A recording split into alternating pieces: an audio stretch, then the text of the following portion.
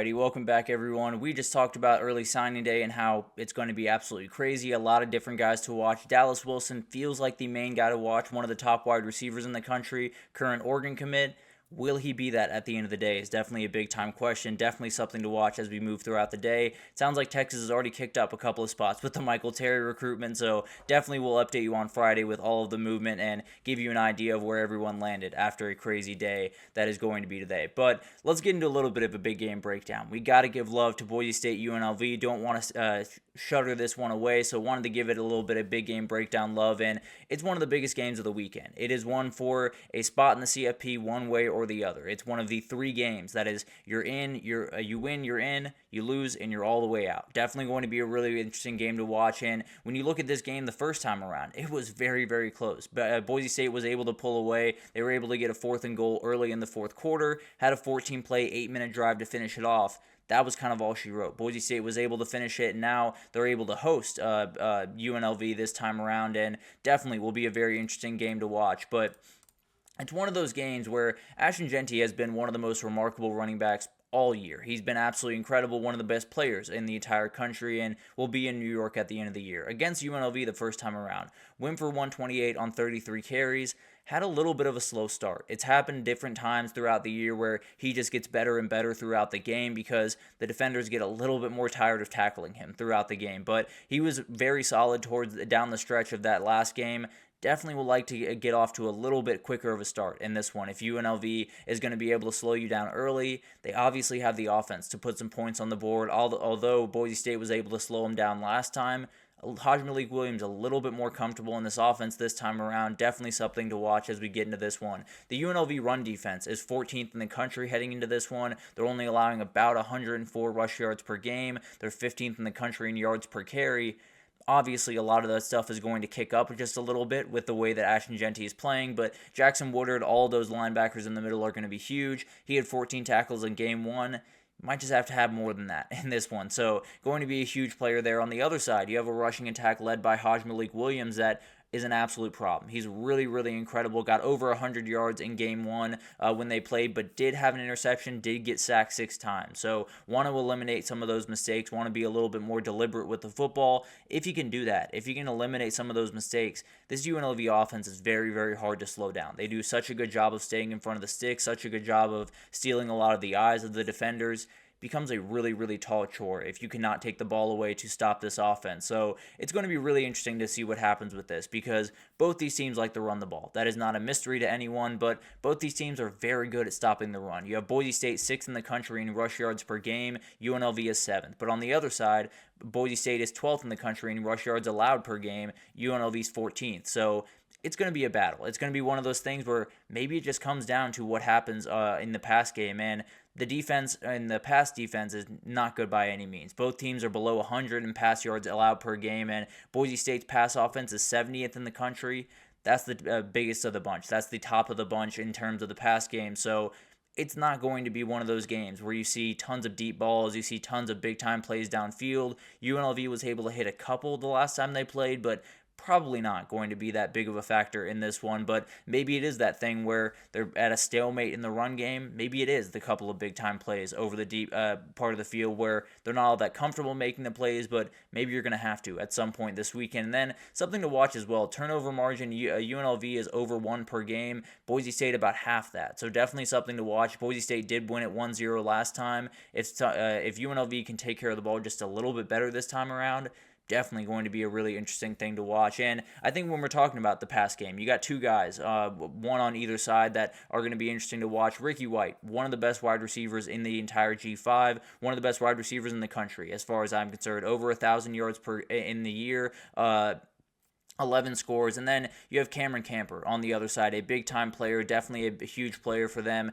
especially as they key in on Ashton Jeanty. Need a couple of plays from this guy, 811 yards, 4 scores on the year. It definitely will be really interesting to watch what the pass game can do and what those two guys can do in this game. And the big question I have for UNLV is, can they not commit so many guys to the box? That was essentially what every single team did when they played UNLV or when they played Boise State down the stretch of the season. Are they able to kind of pull a couple of guys back to the deep part of the field? Because when you talk about this Boise State offense, it's not a pass offense. It's not necessarily going to push you deep too often, but you commit 8 guys to the run, they're going to be able to make those plays. If you can put Maddox Madsen in kind of a weird spot where you only have 6 guys in the box, but you're able to stop the run, and then you have Maddox Madsen having to make a couple of plays with his arm, you're in a really good position if you're UNLV. Obviously, going to be one of those things where you want to make sure you stop Genty first and then figure out the rest of it later, but it could be huge if they don't have to commit 7 or 8 guys there. They only have to commit 6 or even 5, and then they can make a lot of plays in the run game. Probably going to be really tough to do that. If they're able to at least do that from time to time, it's going to be huge in this game. And then for Boise State, I think it's all about the second and third level players. It's all about the guys that are coming downhill from the safety position, from the linebacker position, because UNLV does an incredible job of stealing your eyes pre-snap.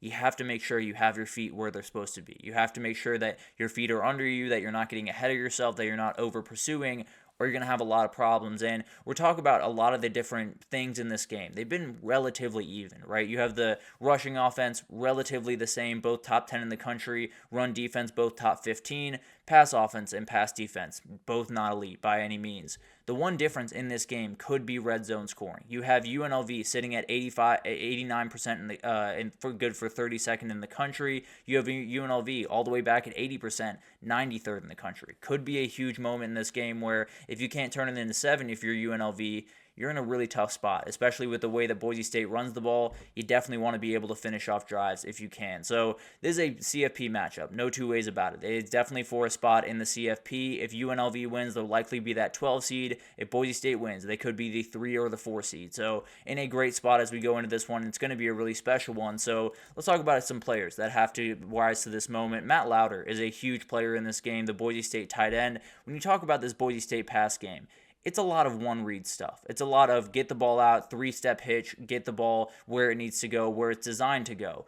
This is a tight end that can make some of those plays. He can make some plays with the ball in his hands. He can do some of the things where you have a fake to Ashton Genty and then you get him out on the edge on a beneath route or on a drag, on different things that kind of get him out into open space. And then maybe you open a couple of things for Cameron Camper, for Latrell Caples, a lot of these talented receivers that you have. You need a guy over the middle of the field that can take those linebackers a little bit out of position, definitely give a little bit of more room to Ashton Genty, likely going to be the guy that has to do that. And then you have Sai Oladipo, a very talented safety for Boise State. This guy is all over the place. He's gotten 3.5 sacks on the year. He is a really remarkable player from the safety position. And we talked about it. The second and third level players for Boise State are going to be massive in this game. When you have a guy that can fly downhill like that and make the plays that he can, he's going to be huge. One way or the other, if he makes those plays or if he misses a couple of those plays and UNLV gets around him, it's going to be a huge player one way or the other on Friday, excuse me.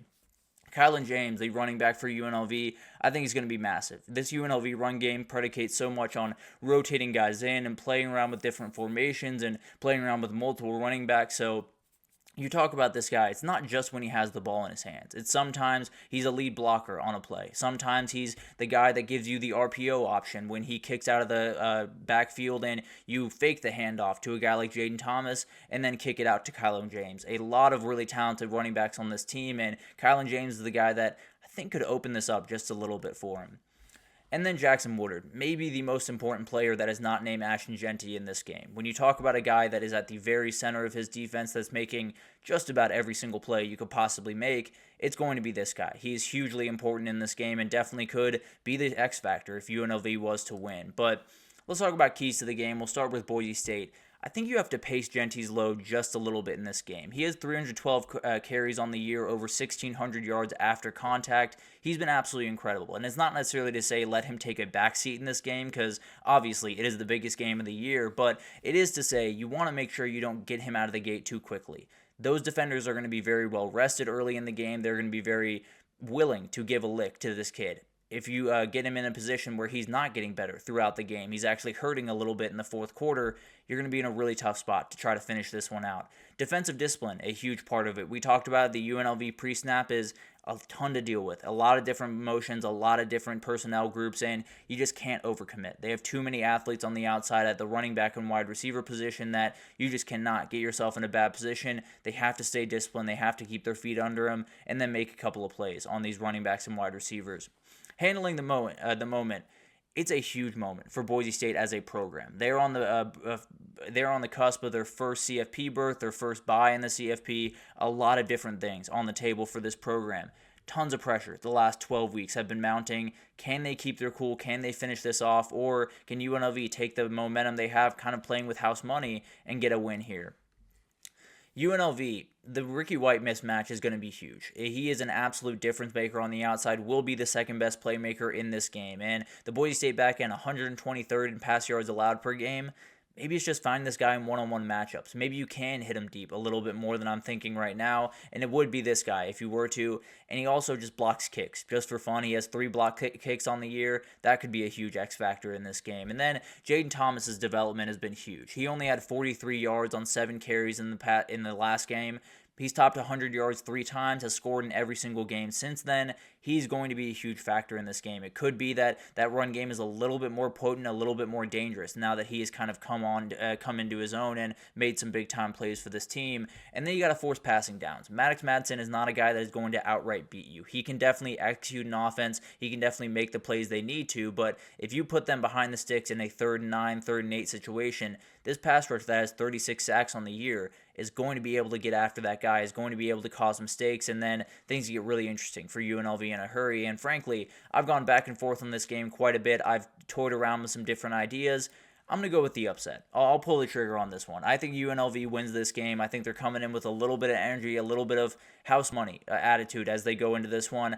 I think Boise State's going to be a little bit tight. I think they're going to be a little bit nervous. I think they're going to be a little bit just a lot of the pressure is going to get to them just a little bit here. I think UNLV wins this game. I think it's going to be a really fun one like the last one was, but I'm going to pick UNLV. I'm going to pick UNLV to get into the playoff and Barry Odom to put himself in a great position to get a head coaching job here pretty soon. But a huge game, obviously, one that I'm very, very excited to watch. But let's take our third break here. When we come back, we got all the other Group of 5 title games. I want to give you breakdowns of all the other 4, and then I'll give you my picks for all the other 4 that very hard to get a beat on with how close these lines are. But we'll break them down right after this, so stick with us.